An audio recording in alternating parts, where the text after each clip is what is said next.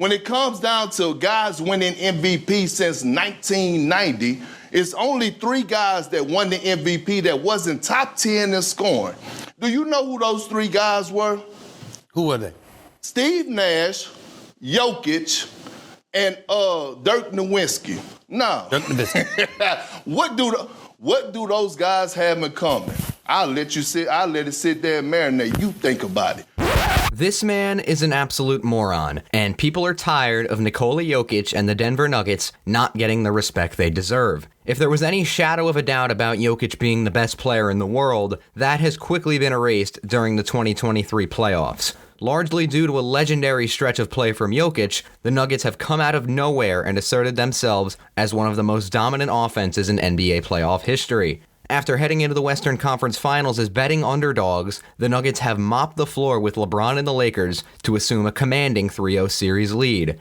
Against all odds, Denver has blitzed their way through the playoffs with a lightning-quick offense and now stands 1 win away from their first Finals appearance in franchise history. Look, people are surprised, I get it, but the truth is that we should have seen this coming from miles away. Heading into the Western Conference Finals, the Lakers boasted the best overall defense in the playoffs by a wide margin. They were allowing an NBA best 105 points per game, on top of giving up an effective field goal percentage of 49.1% and forcing turnovers on over 15% of defensive possessions. Entering Game 1, the Lakers have not allowed a true shooting percentage higher than 65.2% in the playoffs. Through 3/4 of that game, Nikola Jokic had 31 points, 20 rebounds, and 12 assists on a 93% true shooting percentage. Unreal. When it comes to overall offensive rating, Jokic and his partner in crime Jamal Murray are first and second out of all qualified players in the postseason, respectively.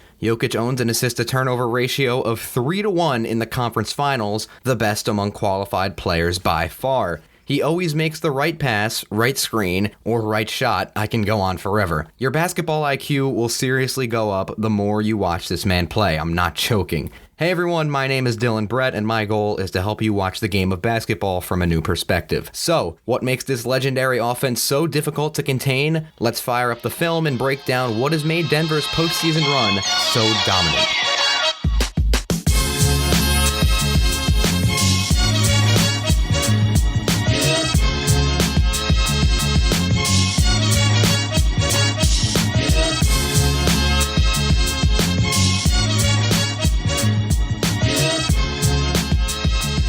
Mike Malone and the Nuggets run a hybrid version of the motion offense, sometimes called 5-out motion, which all revolves around the 5, in this case Jokic, getting the ball up high somewhere near the free throw line.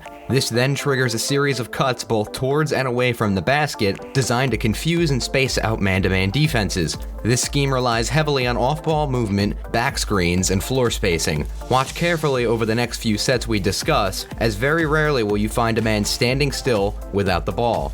Now, Jokic is the heart at the center of this offense, as it is almost always triggered by him coming outside the paint, opening up the floor for potential cutters. This allows the big man to shine as a passer and facilitator, making the scheme almost exclusive to the Nuggets, as no team has a 5 with the passing capabilities of Jokic. Watch here as Joker gets the ball up high above the free throw line, which instantly triggers a back screen for Murray, followed by 2 off-ball cuts. As a result of the back screen, as well as a late ball screen set by Jokic, Schroeder is late on his rotation, leaving Murray wide open for the 3. Let's watch it again, and notice how the inverse cuts in open space confuse the Lakers and allow Murray to break wide open. This offense is designed to give Jokic as many options as possible with the basketball at the top of the key.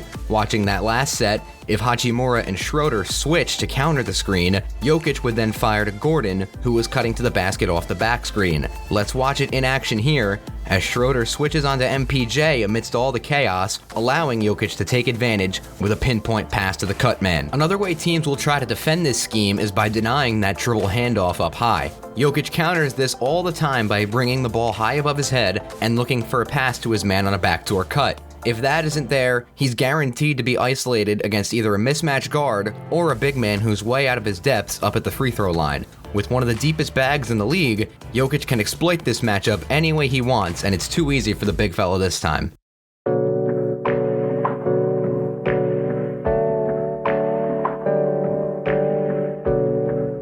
Part of the reason many pundits were backing Jokic's campaign for a third straight MVP is his ability to make everyone around him better. For as good as Joker has been in these playoffs, he has helped elevate Jamal Murray to a level we haven't seen in a long time, perhaps since before he was injured. The two-man game between these two stars in the high pick and roll has been nearly unstoppable in these playoffs, as they're able to play off each other's strengths to a T. Murray has been virtually unconscious from three-point range, forcing the Lakers to head ball screens and jump the dribble handoff more and more. This allows Jokic to roll to the basket and put home the easy bucket, like shown here. Now, a common method used by Darvin Ham and the Lakers to stop this offense is icing ball screens, forcing Jokic towards the baseline. When Joker's first touch is below the elbow, his assist rate falls and his turnover rate rises significantly. The Lakers have utilized drop and ice coverages more and more as the series has gone on, and the whole idea is to limit the number of directions that Joker can beat you from. However, this allows players like Jamal Murray way too much room to create their own shot on the wing, which subsequently resulted in a 37-point Game 3 outburst. Joker's ability as a passer, coupled with Murray's red-hot shooting, simply renders teams unable to drop or ice against ball screens of any kind in any situation, forcing them to be over-aggressive and open up the floor for Denver. If teams ice or drop against the screen to prioritize defending the roll option, it gives Murray ample room to set up for a three. Watch how he takes advantage of what the defense gives him and splashes home the easy three.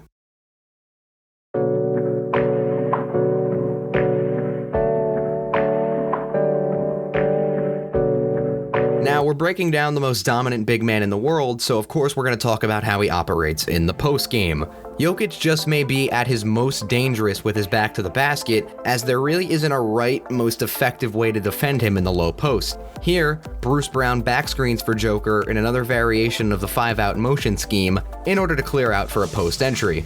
Just like we watched earlier, Jokic catches Anthony Davis, who is more of a traditional big, way too far from the paint and uses his speed and athleticism to burn his man. Like we mentioned earlier, Jokic recognizes that the Lakers have been willing to force him baseline and uses it to his advantage time and time again in this series. Here, in a much more traditional low post battle where a player like AD should usually be much more comfortable, Jokic demonstrates excellent use of his hips and creates space for a textbook 70% fadeaway look. So why don't the Lakers just double Jokic if he's so dominant on the low block? Well, you've probably figured it out by now, because Jokic's passing ability means you can't so much as stunt at him, because he will find the open man every single time. Here we get the same look as a back screen is set for Jokic to clear out the far side for a post entry. The Lakers send help as D'Lo and AD double him, but he immediately finds a cutting KCP for the easy layup. Denver's guards are trained to both flash outside and cut inside when teams double Jokic, as this time he kicks out to KCP for the wide open three ball. What makes Jokic so special is that there isn't a single spot on the court where he appears uncomfortable at all. Even in the high post, he takes on the double team with ease and makes the hockey pass out to Bruce Brown, who finds Green for the open corner three. His head is constantly up and his feet are constantly angled in a way that make it easy and seamless for him to dish to an open man, even when he's in a world of trouble.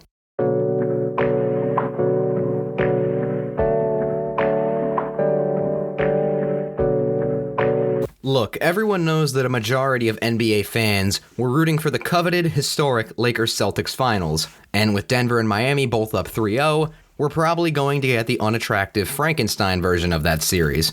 But hey, while this series may not seem the most glamorous on paper, we're about to see two master tacticians go toe-to-toe for multiple weeks.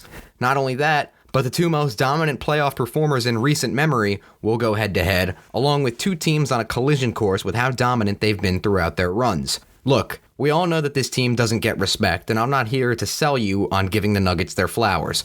But as a whole, beneath the speed, spacing, and electricity of it all, perhaps what makes this team so effective is control and composure. This can be reflected in so many ways, whether it's Joker's ability to operate out of double teams in clutch time, or Jamal Murray's ability to generate space in a sea of defenders. Hell, even Mike Malone's steadfast demeanor amidst the media circus that comes from playing against LeBron and the Lakers reflects this attitude. Regardless, this team's unflinching attitude is reflected in their dynamic offense on a nightly basis, and it could lead to an unstoppable force meeting this immovable object sooner rather than later.